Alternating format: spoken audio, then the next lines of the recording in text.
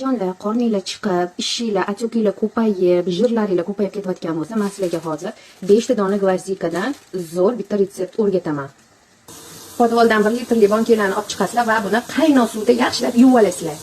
Keyin bunga 5-6 ta dona qalampir munchog'ini solasizlar va ketidan qaynagan suvni to'ldirib solasizlar. Endi buni og'zini yopib dimlab qo'yasizlar. Keyin kun davomida suvni o'rniga buni ichib yurasizlar qizlar. Bu sizlarni atoginglar ketishda juda yordam beradi, zo'r yordam beradi bu. Bu hattoki ozishdan tashqari metabolizmni ham zo'r sizlarga to'g'irlab beradi. Immunitetinglarni zo'r ko'tarib beradi. Yegan ichganinglarni ham hazm qilib beradi. Diabetda ham juda foydali. Hattoki asabiy nervli odamlarga ham ichishni tavsiya qilaman. Ham buni hozir sovuq tushganda, ayni shamollash gripp boshlangan paytda damlab ichishinglarni tavsiya qilaman qizlar. Даже bu teridagi husnbuzarlarni ham kamaytirib tashlashga yordam beradi. Qisqasi buni gapirsam gap ko'p, buni foydalari juda ham ko'p qizlar.